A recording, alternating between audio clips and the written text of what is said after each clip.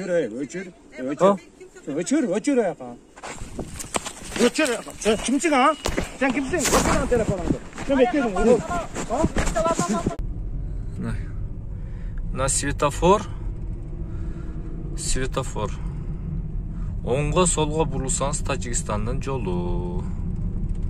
Ушинтип тажиктер Тажикстандын машинасы. Ассаламу алейкум, алтындай болгон кыргыз элим. Мен азыр мына Баткендемин. Мына эмедемин, Орто Боз айылында. Бисмиллахиррахманиррахим. Ушул жер Орто Боз айылы да. Анан он алдыңыздарда светофор турат. Бул эми Кыргызстандын жери, мына центральный жол. Бул жагы ошо Варух, Кокташ, ошол жака кетет. Ал эми бул жагы болсо, шу жол менен Даканса Даупоро барасың, солго буруласың, Лейлек, Исфана кете бересиң. Максат айылына чейин. Оң жагына дагы бир жака кетесиң. Мына жердеги она светофордогу бир маселе бар да. Ошону эми өткөндө мына жерде бир аксакалдар ыйлагыдай болуп айтат. Ошо жерди дейт мадымар сатып берген 49 жылга. Кандай дейсиз? Мен Кыргызстан жеринде турам. Баары чечилет Кудай кааласа. Мен тартыштын кереги жок да, эми элан кыл. Öçür ayağa. Öçür ayağa. Sen kimsin ha? Sen kimsin? Öçür lan telefonunu. Sen bekledin. Para ben. Para. Bak ya. Kapıya gel bir tane. Sen bu otarsın seni var. Öğretmen orada ne zaman? Ne diyorsun? Orada sizin Hüseyin Dört'ün. Ben Hüseyin. Evet, nakya. Nakya.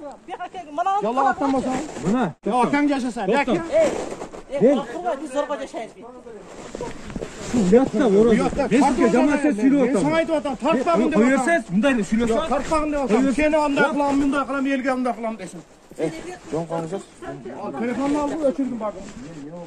Parti ortası bize. Sen bize onda çok milletin kılbayla. Biz birlikte yaşayız diye. Millet öçür telefon. Videomu da öçür. Öçür videomu da. Yok videomu da öçür.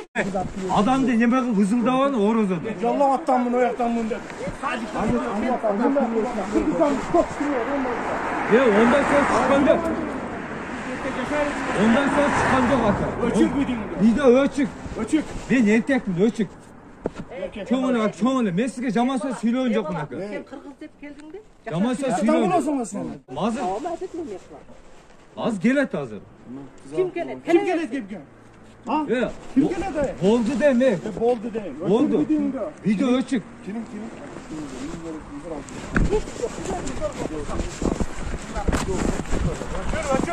Video ölçük. Tartkan bana yapta bakacak. Biz diyen tartkan. Telefonunu da al. Benim telefonum o Granson tutuldu. Granson yan tarttı. Болбойт канакта, айтып провокацион действия кылбагыла тартпагыла деп. Кечилек кон, бирок прессанда сөп жұмыс кечечи. Kırgız'dağın ana Öçür. Вот. Азырчы, жаман. Же чоң тополоң болот. Topalan bana deme. Öçür de vatan dediğin dedi. Video ölçük. Telefonunu da al. Video ölçük. Öçür. 4 saat koy dağın hemen getir orada. Öçür videomu. Yok, bunday da men Yok bunda emez. Sana düşündürdüm. Tartma dedim. Ne gerek var o taşta tutup duratu. Ne gerek var dedim. Açkanda düşünüyorsun gece. Sen onda kulağın dedi betke gel tart. Geçen yapan sputnik kecilerken şunu olup etti. Dedim не только bularım. Dedim bazı emine dükkan diyor ne. Seler de bakırasına söylesinler. Koyaktağılar kelbe de atasına. Ona dedi kesede size bu söylegen sözünler. Ben aytım. Orbasan dedim bana sorup bana. Ya bunda Kırgız'da keveyle koyun keveyle yok. Biz bir yekte başlayın. Az kiremiz. Bizde orozo, sizde bir bize kırgızбыз. Buna Tacik'teki jetet. Oldu vuruşpaylı. Men o sizge jaman söz söylöөн жокмун. Jurnalist bolsa ne var? O jurnalistke kol тийбестен бар. Kol tüyvestigi bolsa mayli sen tartma sen. Ne dep tarttın az sen? Sizde men tapkan жокмун. Al prema Bular mana onday dep atat, bular munday dep atat. Jurnalist kendini tasdiqlagan Qara ko'rsatchi. Dastni ko'rsam hozir. Ko'rsat. Aka ko'rsat. Sen jurnalistsin uchun boshqa chaqirtirsa uqmay bilasiz. YouTube'ga girseniz bari tanıyın. Men hozir udastırımca pasportum bile var. Pasportum göstereyim. Kırgızistan jaran ekan. Pasportum göstereyim. Aka. Telefon kiremeyim. Yok. Хорошо, hozir men nimani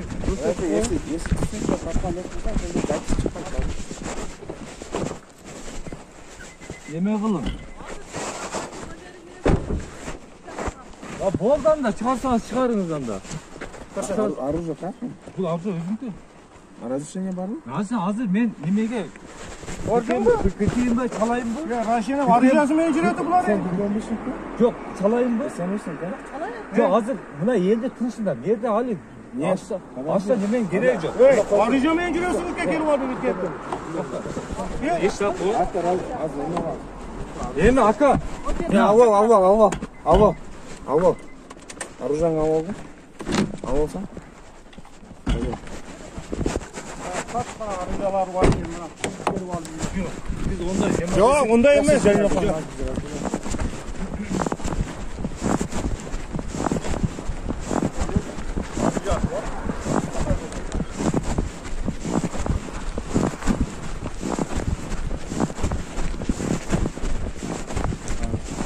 Ne? Oturdan menü var mı? Al arızası var şimdi. Arızası var şimdi. Şuradan tutuyorsun. İyi alıp saklattı da.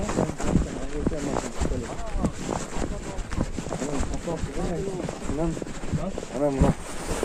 Al canım. Otur zaman çağın geçiyor. Ne toplamamız lazım? Ha? Şurada var mı bu? Şu zor olur. Ben jurnalistim. Журналист болсаң ал. Зачем оны алып жүрсің әле? Журналист болсаң қана удостоверение. Удостоверение алып машинадан алып келіп көрсетем қазір. Болбойт та азыр көрдүң. Менчи мына Кыргызстан боюнча таанıyт да мен. Ораза күндөр нормально жүрөт. Ой, не керек бар? Телефон аз келсең, мына телефон турат, эч ким тийишкен жокмун. Алдыңда эле турат. Мына, отур. Болду, эч ким тийишпейт, отур. Мына орто боз айылы.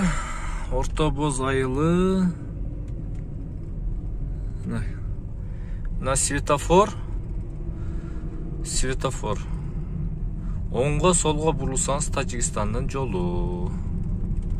Ушинтип тажиктер Тажикстандын машинасы. Ушундай жолдор бар экен Баткенде. Ушундай жол Кыргызстан менен эле түз жол менен баратсаң эле 4 көчө келет. Оңго солго Тажикстан жолу. Через Кыргызстан аркылуу өтүп калат да. Ошол. Жогоруда видеодо мамлекет кызматкер формачан сотрудник айтып атат. ККНБнын кызматкерлери, сотрудниктери журналисттерди сөгүп атат, тартпагыла деп атат дейт. Өзү бул жакта мына Баткенде кече тополоң башталганда келейин десем, мен дагы ата-энем бар экен да. Ок учасың, өлөсүң, снайперлер бар деп жибербей алып отурду 4-5 күн. Анан жол ачылары менен чыдабай үйгө айтпай деп качып чыктым. Мен дагы ушунча карапайым кыргыз элим канчалаган тонналаган гумпомош жардамдарды жиберип атса, Баткенде канчалаган жаш жигиттер окуучу өлдү. Элим үчүн жеримди коргойм деп. Мен дагы ошолордун катарында кичине болсо да бир жамгырдын тамчысындай болсо да салымды кошоюн деп жанымды, убактымды бардыгын курбан кылып келип мына бүгүн 3-чү күн Баткенде жүрөм мен. Азыр мага нападение болду. Канчалаган аксакалдар ыйлап айтып атат, мени тартпай эле кой. Ушундай жерде ушундай ачыкка чыкпаган маселелер бар. Айланып кетейин балам, патриот болсоң, кичине болсо дагы бир ыйманың болсо тартып чыгарып бер эл журтка.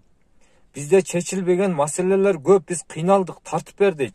Анан тартып атсаң, мынандай нападениялар бар экен да тартпа деп. Мамлекет кызматкер биригип алып, жанагы Байкенин сөзүнө кошулуп алып. Ал жерде, ошол жерде, именно ошол жердин адамдары айтып атат, биз коркобуз дейт, биз азыр ачыкка айта албай атабыз. Сен эми кичине болсо дагы ушу бир элдик адам болуп, бир ушу маалыматтарды чыгарып берип атасың деп сурангандан келип отурам да мен Алла үчүн. Мен милдет кылбайм, туугандарым, кыргыз элим, мен милдет кылбайм. Ушу болгону мынал бир ачык нерсени айтып чыгара турган болсом бардыгы каршы болот экен да, мамлекет кызматкерлер. Урматтуу Садыр Нуркожоевич, урматтуу Ташиев мырза, урматтуу ким жанагы Марипов. Өзүңүздөр көзөмөлгө алып коюңуздарчы мага мен ушу бир мынау коомчулукта бир элге чыкпай аткан маалыматты мен как следственный комитет катары ачык айкын мен чыгарып берейин, мына журналист катары. Мага эч ким кол көтөрбөсүн, нападение кылбасын, массовый нападение азыр. Бана Байке баштады, андан кийин дагы бирөөлөр келди, сотрудниктер келип атат. Мына мен ушунча болду ачыгын эле айтып коеюн эми туугандар, мына. Мен мага деле мисалы жан керек экен, тажиктер нападение кылабы, башка болобу деп мен дагы мына оружие менен жүрөм.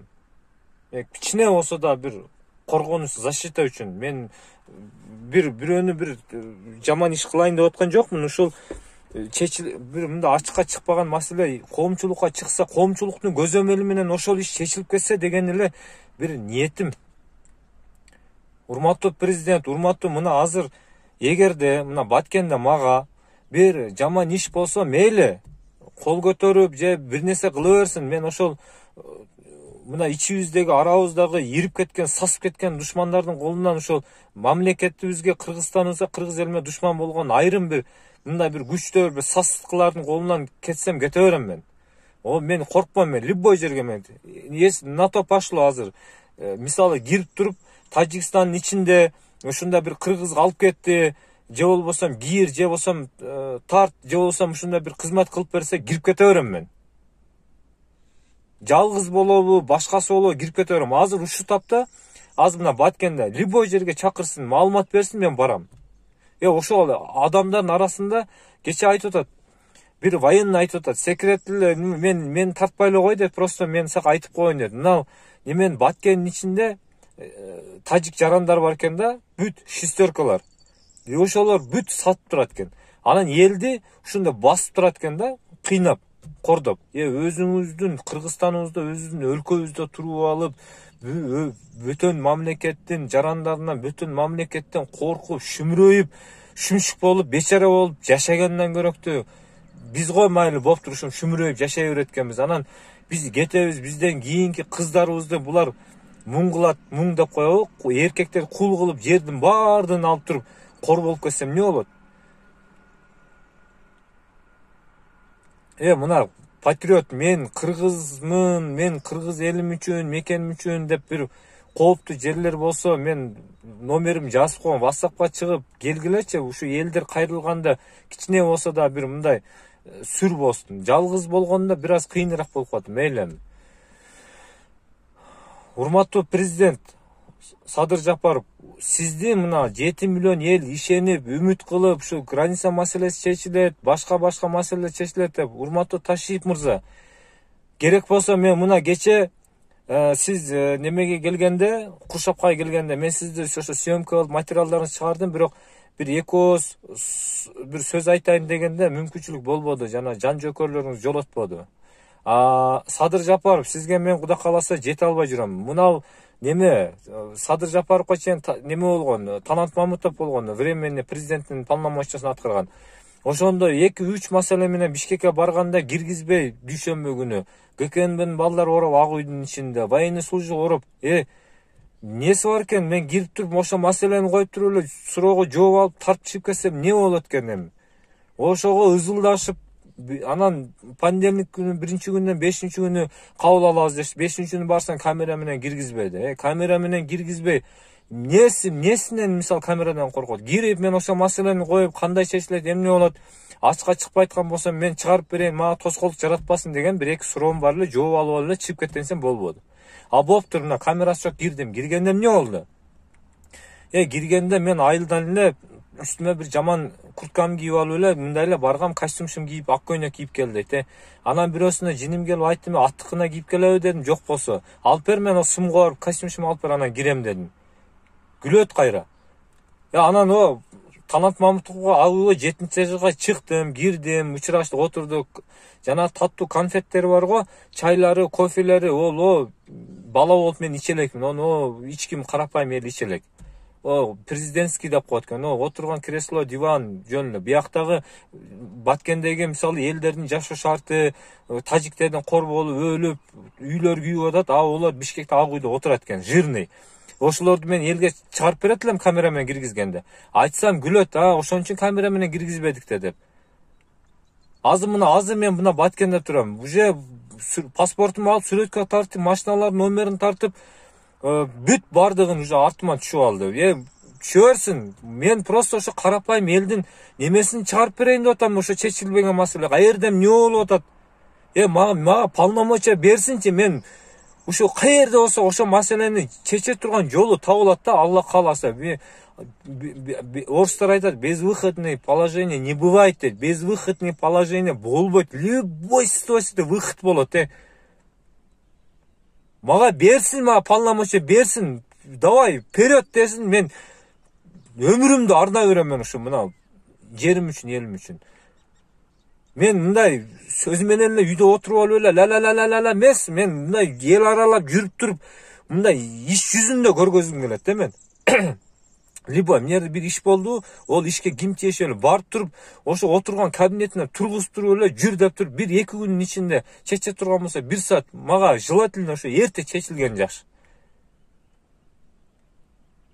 Мен азыр эч ким камсыздабайт, эч ким. Мисалы мен милдет кылбайм, мен Каракулжадан азыр мына максатка чейин Баткенге барып келишиме мисалы 5000 сом бензинге эле кетет.